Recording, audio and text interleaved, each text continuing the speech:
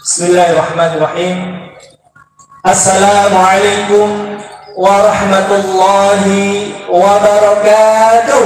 Waalaikumsalam warahmatullahi wabarakatuh. Asbahna ala fitratil Islam wa ala kalimatil ikhlas wa ala dini nabiyina Muhammadin sallallahu alaihi wasallam wa ala millati abina Ibrahima hanifa musliman wa ma kana minal musyrikin, amma ba'd.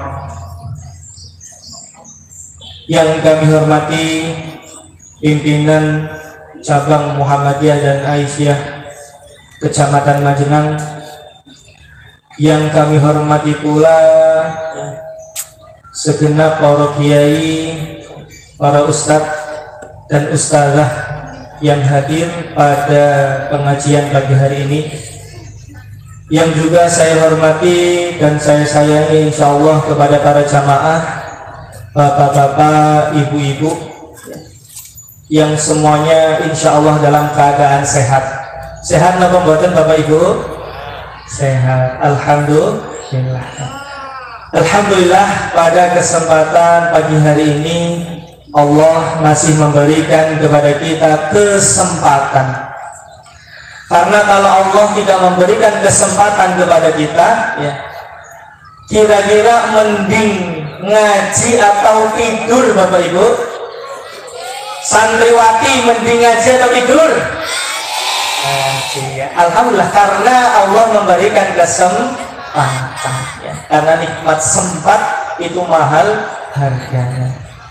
Kemudian juga Allah telah memberikan kepada kita kesehatan, sehingga kita, Masya Allah, tadi saya lihat kalau di jalan itu ada ibu-ibu yang jalan kaki dari rumahnya. Wah, ini niat sekali ngaji.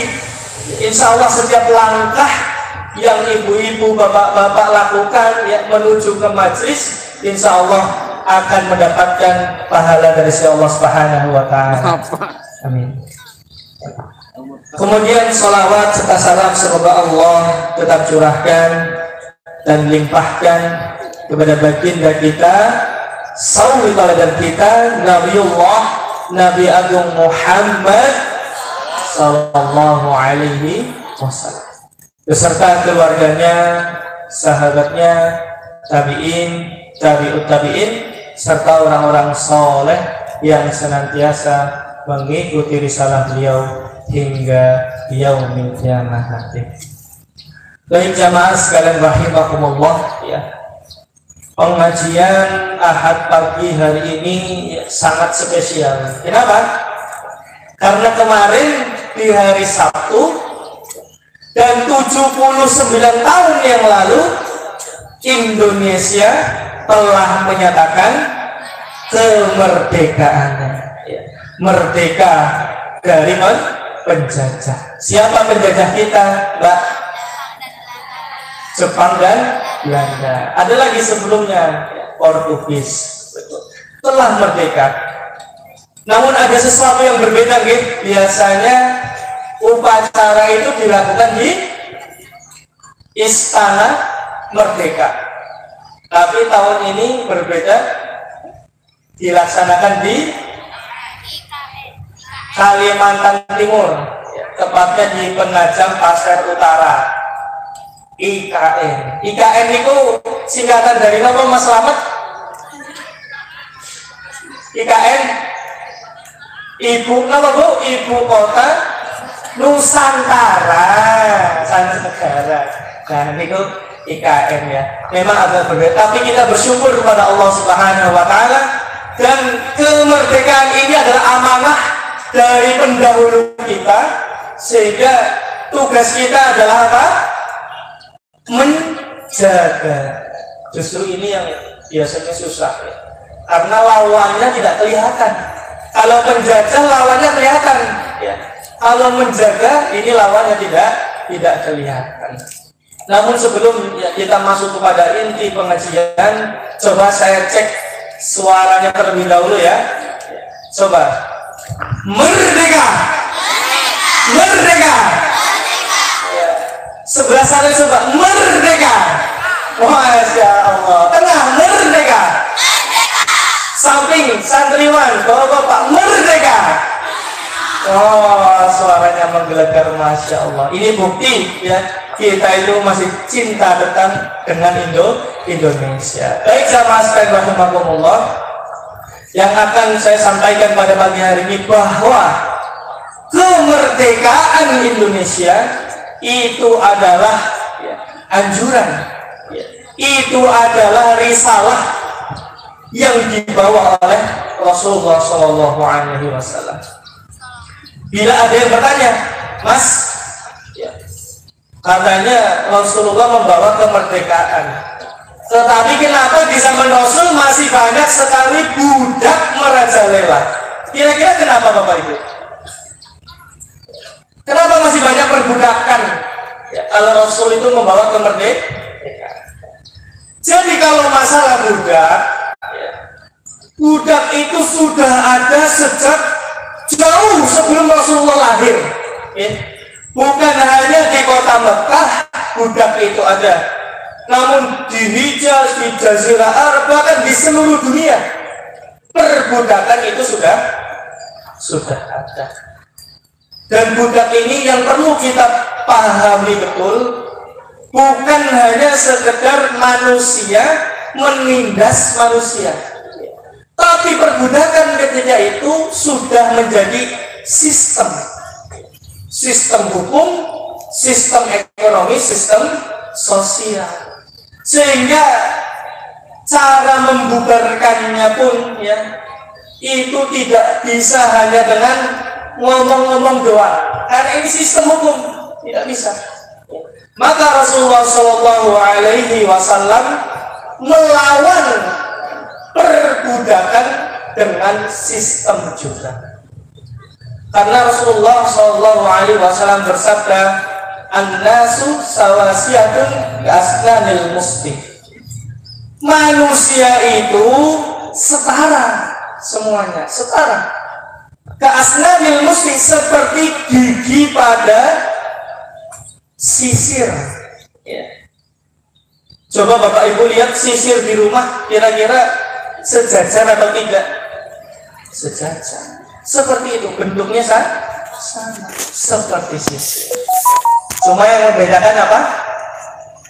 Allah Subhanahu wa Ta'ala berfirman, "Inna akramakum indallahi atqakum." Yang membedakan antara satu dengan yang lainnya hanyalah takwa. Semuanya sama.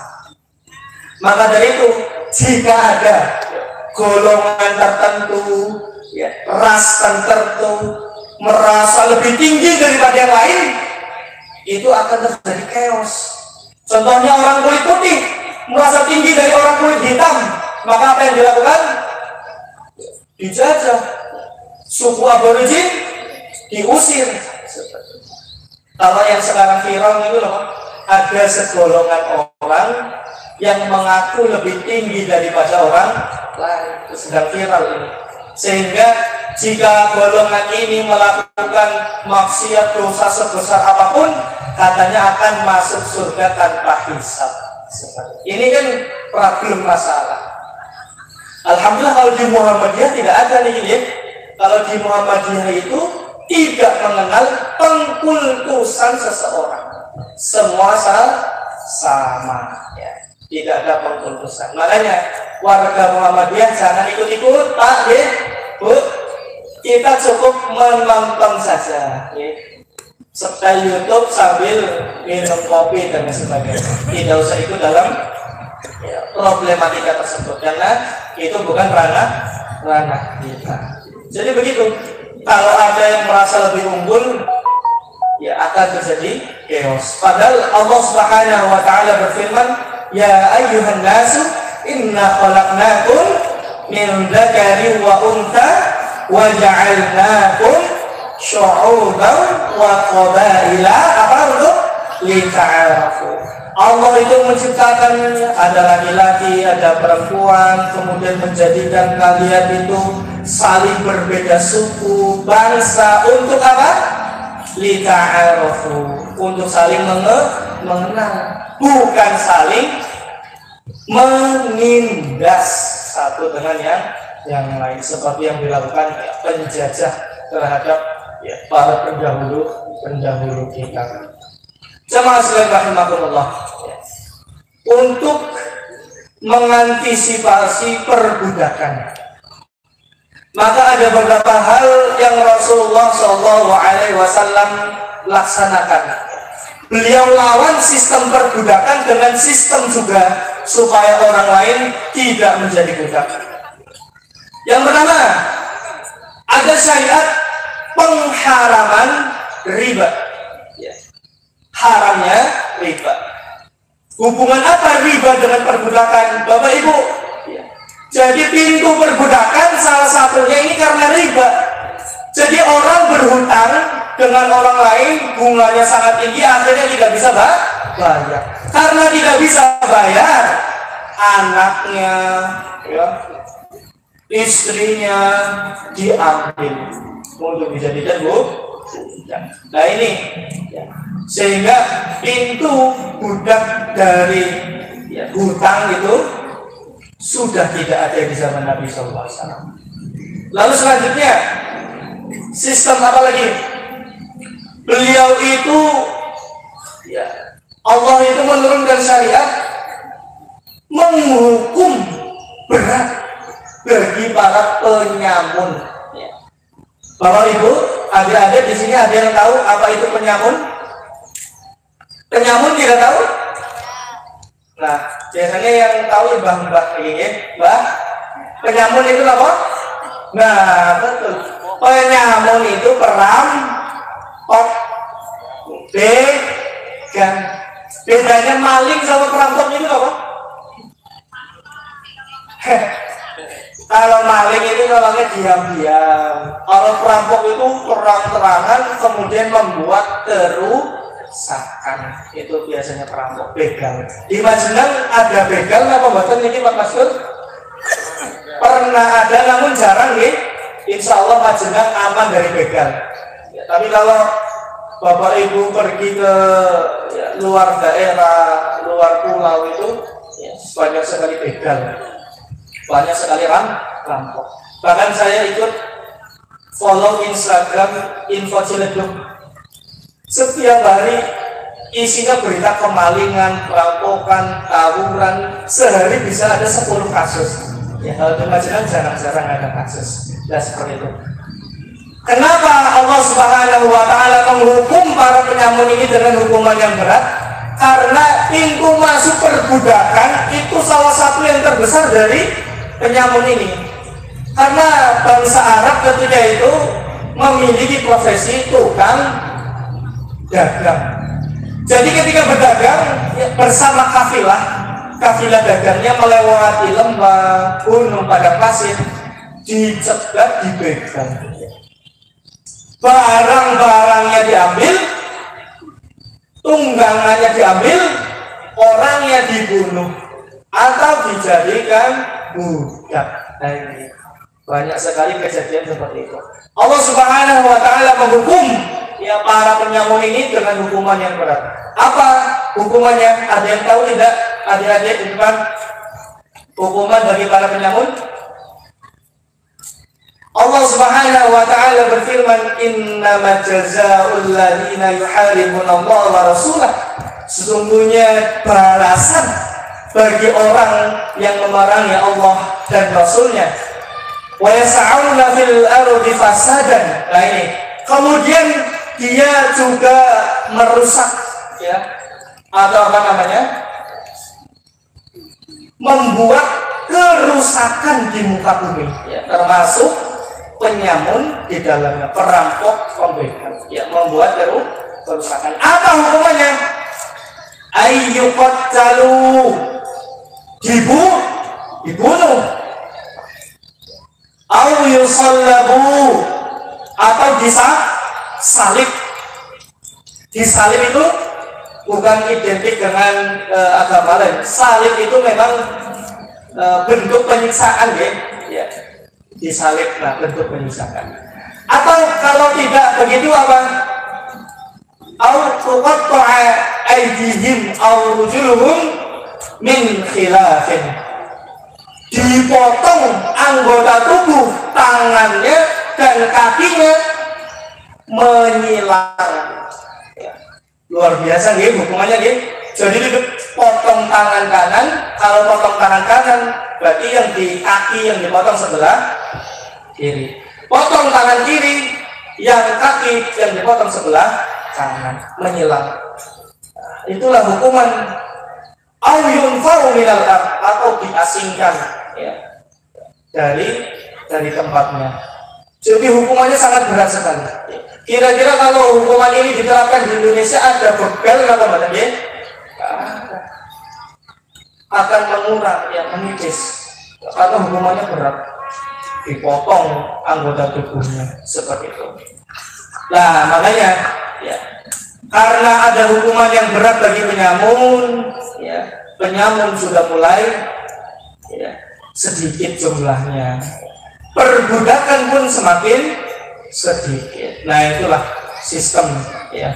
Kemudian apalagi ya, Allah Subhanahu wa Ta'ala dan Rasulnya ya, memberikan syariat bahwa anak yang terlahir dari seorang budak itu bukan budak.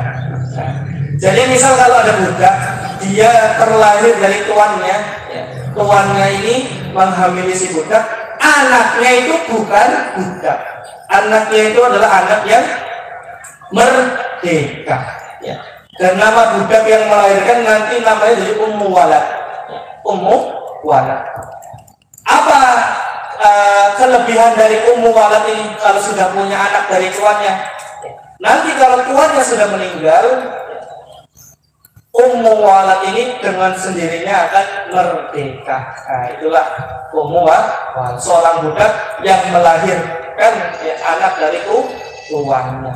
Jadi anaknya posisinya adalah merdeka. Maka dengan sendirinya populasi budak itu ya, tidak semakin banyak, semakin menipis, nanti lama-lama hilang, lama-lama punah seperti itu. Kemudian apa lagi? Ya, sistem yang melawan perbudakan. Oh ya ini, ketika seseorang ya, muslim melanggar peraturan-peraturan tertentu, maka kafaratnya adalah memerdekakan budak. Coba saya ingin tanya Bapak Ibu, adik-adik, ada yang tahu tidak kesalahan-kesalahan apa ya, yang membuat kafarat itu memerdekakan budak?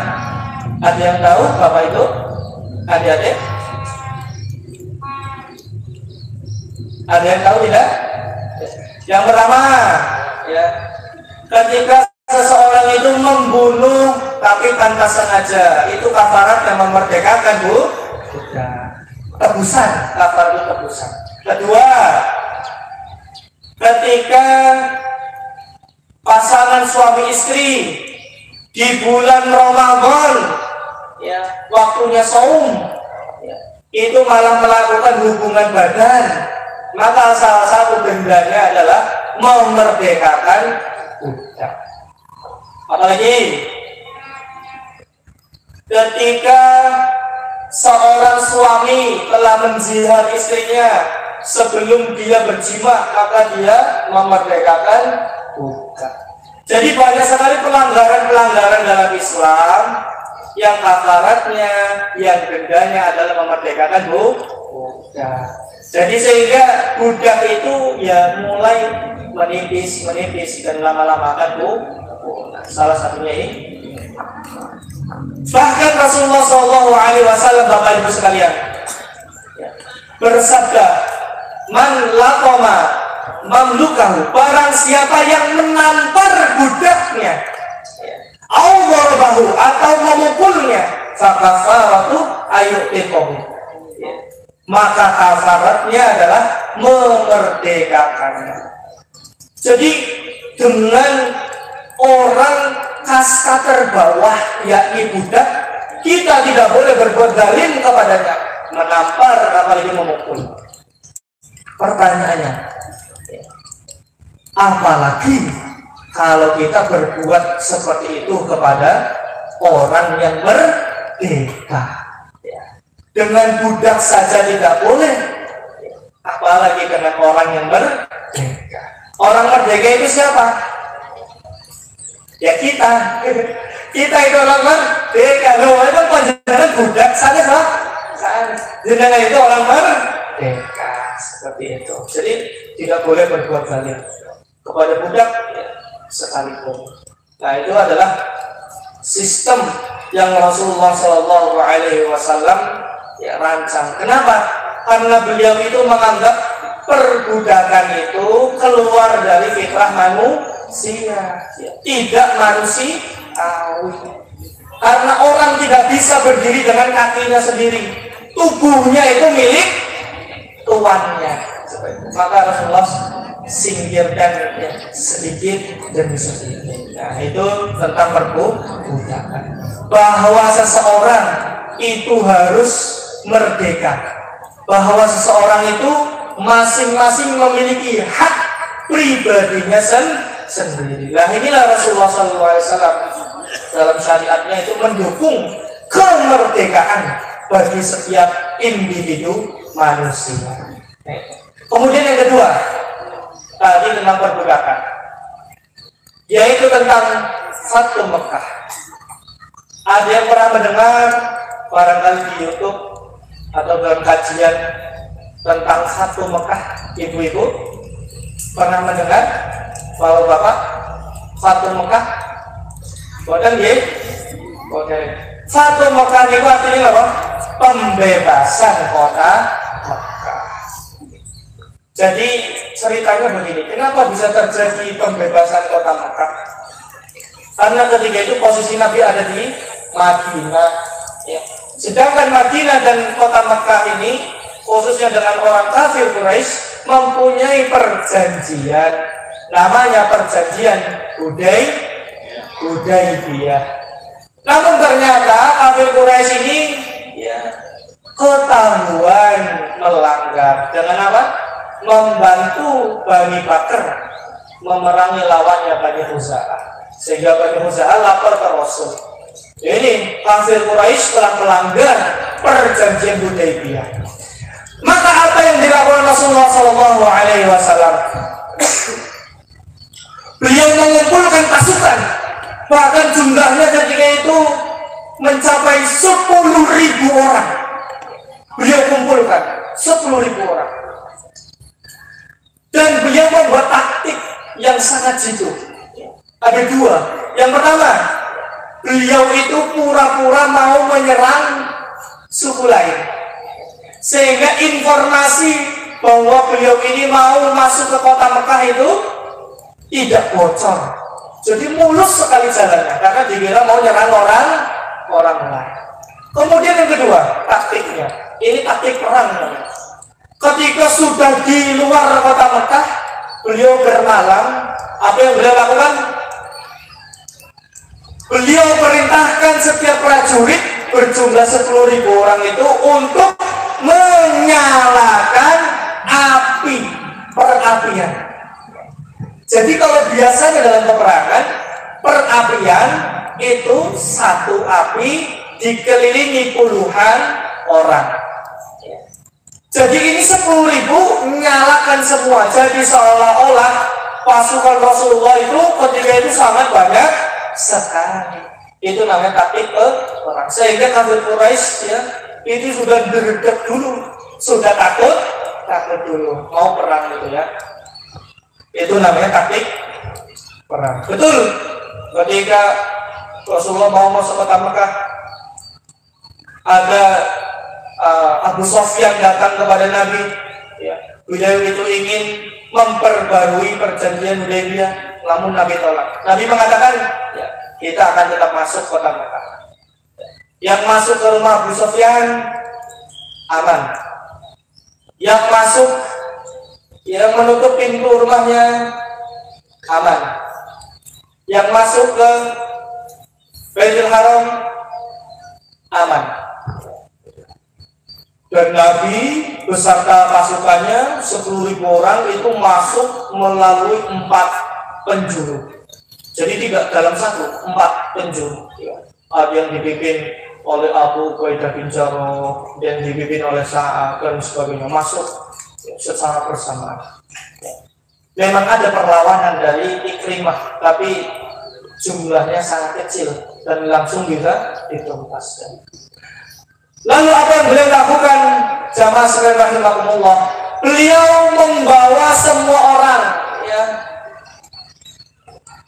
digiring semuanya di hadapan Rasul Sallallahu Alaihi Wasallam. Ya, beliau kumpulkan orang-orang. Bayangkan, di hadapan beliau ini adalah orang-orang yang dulu zalim terhadap beliau. Satu kata saja dari Nabi habis semuanya. Ya. Bila Nabi mengatakan bunuh semua. Bila Nabi mengatakan penggal semua kepalanya. Bila Nabi mengatakan jadikan budak, jadi budak semuanya. Dan musuh pun tidak akan protes. Karena apa? Begitu ya mereka merasa bersalah. Ya. Tanggung jawab yang Rasulullah emban ketika itu besar sekali. Satu kata saja dampaknya sangat besar. Di hadapan beliau itu adalah orang-orang yang ketika Rasulullah SAW sholat di Hijri Ismail, dicekik leher beliau. Di hadapan beliau ini adalah orang-orang yang ketika Rasulullah SAW sedang sholat malah ditumpahi kotoran unta, malah ditumpahi jeroan unta.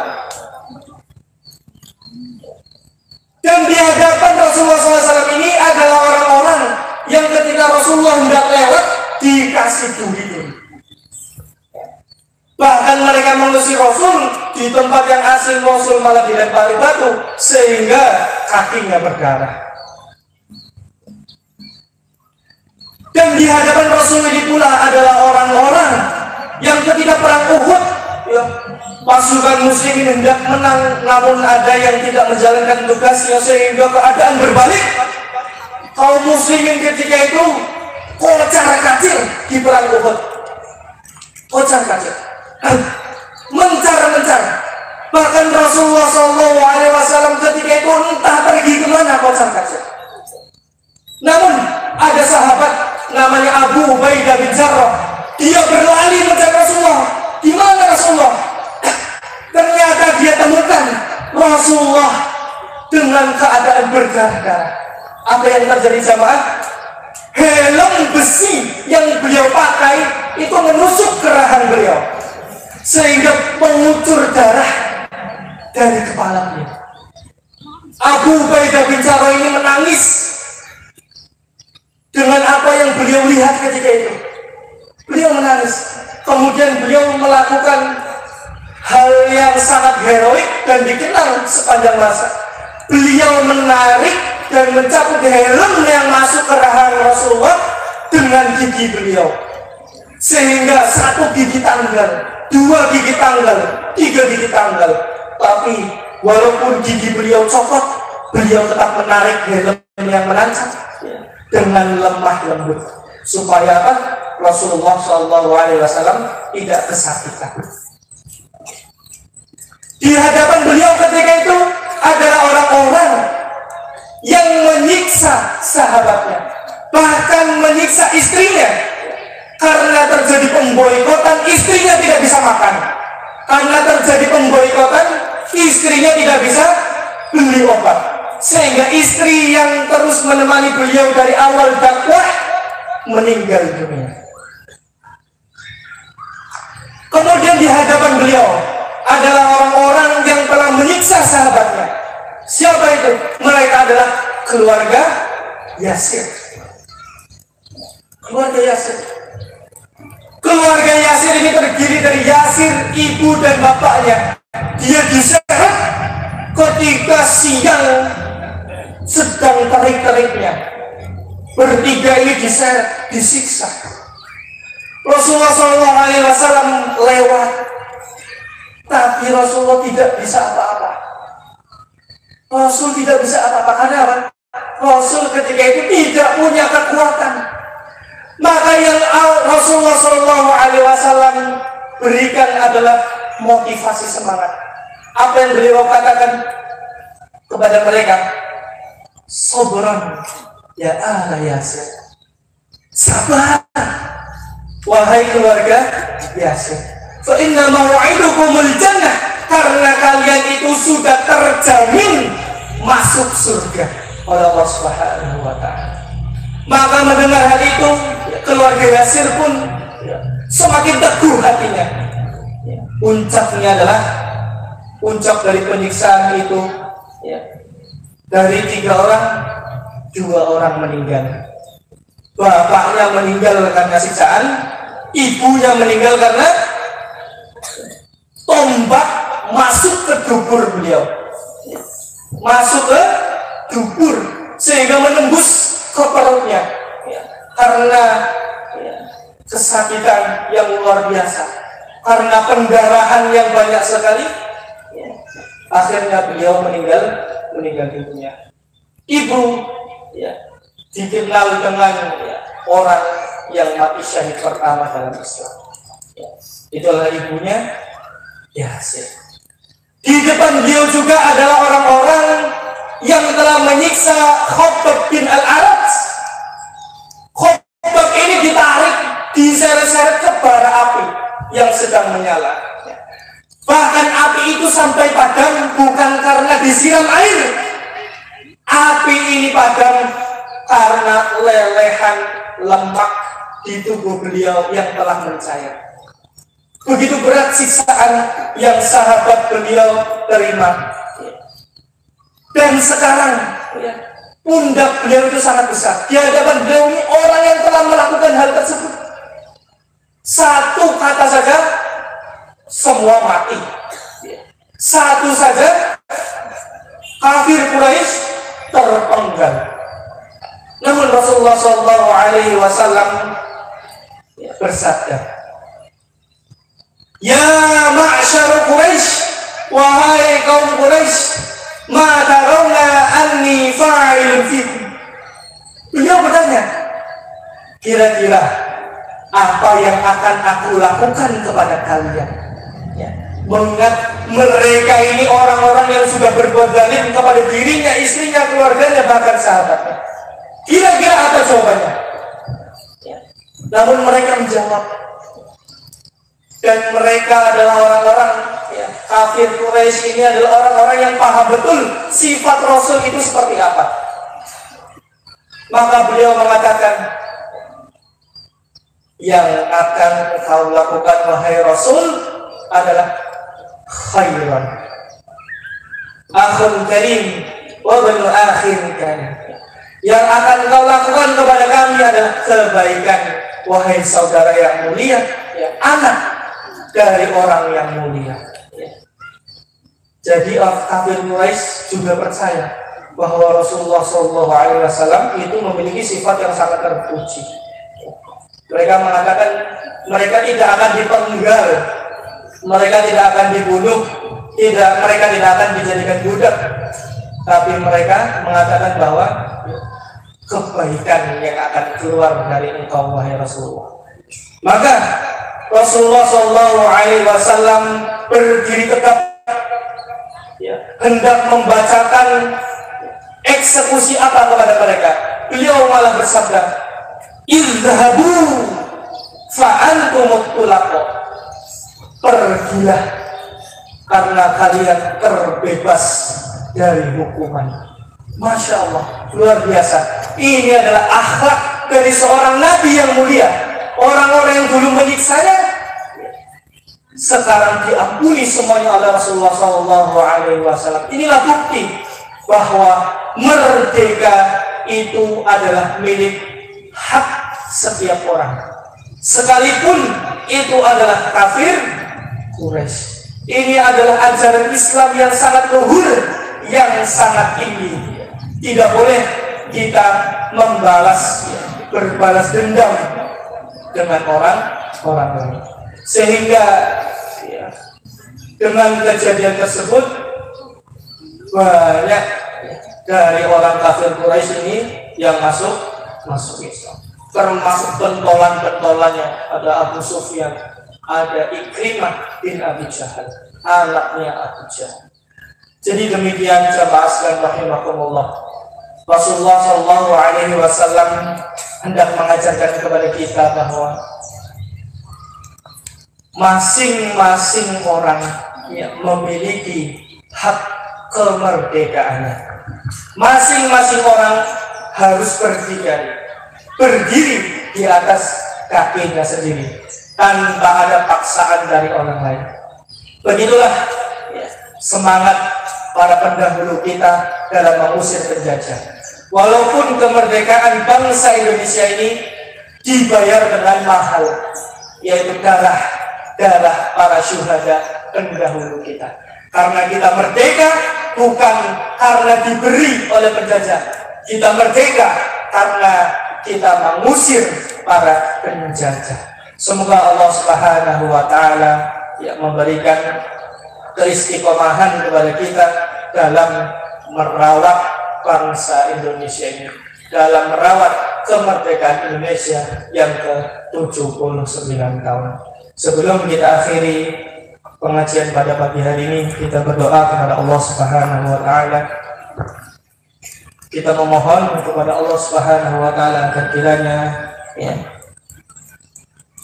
saudara-saudara kita yang mungkin mempunyai penyakit, semoga Allah segera usir penyakitnya. Orang-orang yang mempunyai hajat, semoga Allah kabulkan hajatnya. Amin amin ya rabbal alamin. Al-Fatihah. A'udzubillahi minasyaitonir rajim. Bismillahirrahmanirrahim. Alhamdulillahi rabbil alamin. Alhamdulillah. Bismillahirrahmanirrahim. Maliki yaumiddin. Iyyaka na'budu wa iyyaka nasta'in. Ihdinas siratal mustaqim. Siratal ladzina an'amta 'alaihim ghairil maghdubi 'alaihim waladdallin. Astaghfirullahaladzim ya Allah, ya Maulana, ya Ma'bud. Alhamdulillahi rabbil alamin. Hamdan syakirin, hamdan na'imin, hamdan yuafi ni'amahu wa yukafi mazidah. Ya Rabbana lakal hamdu wa lakal syukru kama yanbaghi li jalalikal karim wa 'azimi sultanik. Allahumma salli ala Muhammad wa ala ali Muhammad. Allahumma hdina wahdi bina wahdin nas jami'a waj'alna sababan liman ihtada. Allahumma hdina as-siratal mustaqim, siratal ladzina an'amta 'alaihim minan nabiyyin was-siddiqin wasyuhada'i was-salihin wa hasuna ulaika rafiqa. Allahumma inna nas'alukal huda wat-tuqa wal-'afafa wal-ghina. Allahumma aslih lana dinana alladhi huwa 'ismatu amrina wa aslih lana dunyana allati fiha ma'ashuna wa aslih lana akhiratana allati ilayha ma'aduna waj'alil hayata ziyadatan lana fi kulli khair waj'alil mauta rahatan lana min kulli syarr. Allahumma a'izzal islam wal muslimin wa adil asyirka wal musyrikin wa dammir a'da'ad-din wahmi hauzatal islam ya rabbal alamin. Allahumma ansur ikhwanana al muslimin wal mustad'afin wal mujahidin fi Filastin.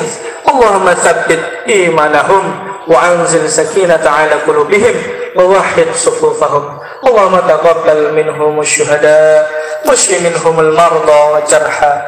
Allahumma kun lahum wa la takun alaihim fa innahu la hawla lahum wa la quwwata illa bika bi rahmatika ya arhamar rahimin.